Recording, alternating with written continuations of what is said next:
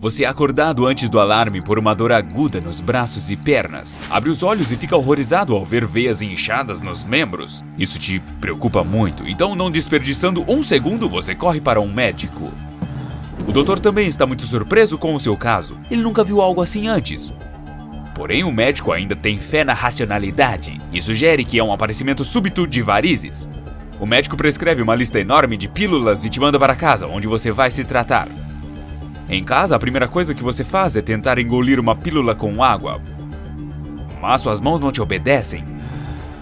Primeiro, uma cãibra na mão faz você soltar a pílula. E em seguida, a segunda mão deixa cair o copo. Por um segundo, parece que as veias em suas mãos estão se movendo. E que elas estão apertando suas mãos assim com vontade própria. Você rápido deixa de acreditar nisso, pois seria um absurdo. Você se cansa de tudo isso e decide se deitar para descansar um pouco. Mas suas pernas se opõem a essa ideia. As veias em suas pernas, como se fossem correntes, seguram firmemente seus músculos da panturrilha e levam você direto para a cozinha. Suas desobedientes mãos abrem a geladeira e pegam algumas salsichas. Suas mãos ignoram o fato de que você não quer comer. E então seus dedos seguram uma salsicha forçando-a dentro de sua boca. Você fecha sua mandíbula com toda a sua força. Então as veias em sua mão esquerda rapidamente se movem através do seu braço e seu pescoço até suas bochechas. Parece que você ficou louco, porque afinal nenhuma pessoa sã poderia pensar que seus vasos sanguíneos estivessem com vida própria. Mas ao mesmo tempo é difícil para você negar o que está vendo e sentindo. Suas veias abrem sua mandíbula à força. E então suas mãos colocam a salsicha inteira dentro de sua boca. Você nem percebe, mas sua mandíbula está mastigando por conta própria. Parece que seus vasos sanguíneos se acalmaram depois disso. Aproveitando o momento, você corre para fora. Você vê seu vizinho e pede ajuda a ele. Ele pega o celular, mas não tem tempo para ligar para o 193. Suas veias rasgam sua pele e saltam no seu vizinho. Seu abafado grito de ajuda não adianta em nada. Suas veias sugam todo o sistema circulatório do seu vizinho, junto com o coração dele. O coitado morre no local. E depois os vasos voltam para o teu corpo. Agora você tem 2 corações e 2 sistemas circulatórios. Grosso modo, esta situação poderia ter acontecido se você estivesse carregando em si as veias móveis, ou SCP-466. Agora, o objeto e a garota sem sorte, que é hoje a hospedeira dele, estão sob contenção na área de pesquisa 45. No início, não estava totalmente claro para os funcionários da fundação se a garota era uma hospedeira ou se ela mesma era a anomalia. Então, por conveniência, as agressivas veias foram chamadas de SCP-466-1 e a menina de SCP-466-2. O número de vasos sanguíneos que ela tem, em particular as veias e artérias, é muito maior do que o de uma pessoa saudável. Eles estão sempre se expandindo e aumentando em número. Isso levou ao comprometimento e à realocação dos órgãos internos e músculos. Este processo foi acompanhado por uma aflitiva dor para a hospedeira.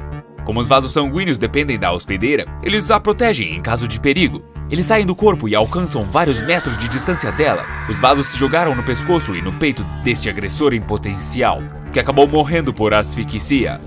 A alimentação da hospedeira era geralmente feita à força, independentemente da necessidade de comida da garota. Isso provavelmente contribuiu para a fortificação e proliferação dos vasos sanguíneos. Mas em certo ponto, eles tinham crescido tanto que causaram a necrose de todos os outros tecidos, deixando apenas a cabeça ilesa. A hospedeira teve um ataque cardíaco, e após 30 minutos de manobras de ressuscitação, a garota foi a óbito e a anomalia foi declarada neutralizada. Eles não tiveram pressa para se livrar dela. Foram 48 horas de observação conforme o protocolo. Todavia, a autópsia não revelou nenhum sinal de decomposição. Após a incisão torácica, todos os vasos foram encontrados agrupados ao redor do coração. Eles deixaram os membros. Era como um amontoado de cobras muito ativas. O SCP-466 de repente voltou à vida. Os vasos saíram do corpo e mataram os doutores Sharma e Girard quase instantaneamente. Então, absorveram os sistemas circulatórios dos médicos falecidos. A artéria mais grossa, com uma serra cirúrgica, tentava decapitar sua própria hospedeira. Dr. Briggs viu que os lábios da menina ainda estavam se movendo. Ela estava implorando para ser salva. Ele correu para a cela e tentou parar o violento ataque dos vasos, mas ele pagou com sua própria vida. O grupo de captura dominou a anomalia e impediu a tentativa de decapitação. Com este incidente, ficou claro que a pobre garota não é a anomalia. Ela simplesmente por acaso se tornou uma vítima dos móveis e ativos vasos sanguíneos, que têm psique e consciência próprias. Eventualmente, eles conseguiram entrevistar a hospedeira. Ela não conseguia falar devido à incapacidade física, mas a menina piscava uma vez para respostas afirmativas e duas para negativas. Foi assim que a agente Foster, trabalhando com a anomalia, conseguiu descobrir que a hospedeira achava que o coração dela e todos os seus vasos eram maus, e que eles querem se separar de sua cabeça. Mas segundo ela, isso não vai acontecer de jeito nenhum. E não acho que ela disse isso porque tem medo de morrer. A vida da hospedeira é insuportável. Ela preferiria morrer. Mas aparentemente ela entende que a separação de sua cabeça representaria uma grande ameaça para toda a humanidade.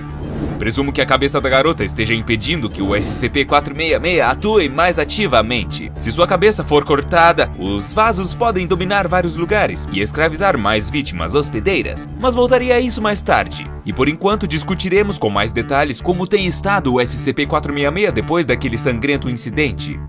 Depois que matou 3 pessoas, agora a garota possui 4 corações e 4 sistemas circulatórios. O coração principal está ligado ao tronco cerebral da garota. Para evitar que o objeto arranque a cabeça, ela está presa a uma estrutura de aço inoxidável de 2 câmaras, ligada às partes adjacentes de seu corpo. Os vasos tentaram repetidamente quebrá-lo, mas não conseguiram até agora. Cada um dos 4 corações aumentou 275% em tamanho. Os corações batem em sincronia, a uma frequência de 130 batidas por minuto. O tecido das membranas dos vasos transformou-se em um tipo de músculo esquelético, graças ao qual as artérias e veias conseguem se mover ativamente ao longo de quaisquer superfícies. Por exemplo, podem rastejar facilmente sobre paredes e tetos. Em particular, isso fica facilitado por espinhos calcificados localizados na extremidade de cada vaso. Dão tenacidade aos vasos. Os anômalos vasos produzem componentes sanguíneos por conta própria, incluindo eritrócitos, trombócitos e monócitos. Em uma pessoa saudável, a medula óssea que é a responsável pela produção de células sanguíneas. Os vasos SCP-466 não têm acesso às medulas ósseas do hospedeiro, então todos os elementos do sangue são produzidos anomalamente e de um modo não identificado. Enquanto antes do incidente o objeto forçava sua hospedeira a se alimentar, agora isso não é mais necessário. Os vasos retiram oxigênio diretamente do ar, não necessitando dos pulmões. De alguma forma, os outros nutrientes também são adquiridos usando o ar como matéria-prima. Os cientistas da Fundação associam essa anomalia diretamente com as ações do SCP-1429. Trata-se de micro-organismos grandes como as amebas. Quando entram em um corpo humano, eles se instalam despercebidos em um determinado órgão e causam mutações irreversíveis. O SCP-1429 leva o hospedeiro humano à morte, mas o órgão em que ele se instala ganha vida, sai do corpo e inicia uma vida autônoma. Em um experimento, um indivíduo SCP-1429 se instalou dentro do coração de um sujeito. Como resultado, o sistema circulatório, incluindo o coração, deixou o corpo através do umbigo do sujeito. Naturalmente, isso provocou a morte da pessoa. Os vasos grandes realizavam as funções musculoesqueléticas, tornaram-se órgãos sensoriais. Um pequeno bico de águia foi formado dentro da veia cava inferior, que permitiu que o sistema circulatório autônomo se tornasse predatório. Começou a atacar as pessoas e animais que participavam dos experimentos. Os cientistas da Fundação apontam que essa anomalia e o SCP-466 têm genes em comum e, portanto, têm origens associadas. Mas para mim, a similaridade genética existe apenas pelo fato de que ambos os sistemas de órgãos foram anteriormente de humanos. Para mim, é muito mais lógico dizer que o SCP-466 é semelhante ao SCP-1027. Este é o sistema nervoso central predador. São seres de vida livre e autônoma, fora de corpos humanos. Alimentam-se de neurotransmissores de mamíferos à custa da morte destes. Em alguns casos, isso leva ao aparecimento de novos indivíduos predadores SNC. Logicamente, este organismo é muito mais semelhante ao SCP-466 do que ao SCP-1429.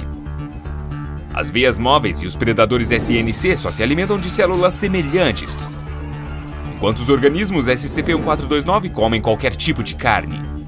Contudo, eu gostaria de me concentrar em outra coisa agora. A existência de órgãos-organismos autônomos sugere que uma pessoa em sua forma típica não é um ser vivo único, mas uma colônia de órgãos. Separadamente, é difícil esses órgãos-organismos sobreviverem, e por isso recorrem à política dos gregos antigos. Juntos formam uma cidade-estado ou polis grega, ciente de todas as partes, a fim de funcionar com eficiência e harmonia. Mas há rebeldes mutantes entre os órgãos, rebeldes não satisfeitos com a ordem estabelecida. Eles subjugam o corpo como um todo, e quando o corpo não consegue mais sobreviver, eles procuram outro refúgio. Eu sei que isso parece loucura, mas isso é uma hipótese razoável, não? O que você acha dela? Compartilhe sua opinião nos comentários abaixo deste vídeo.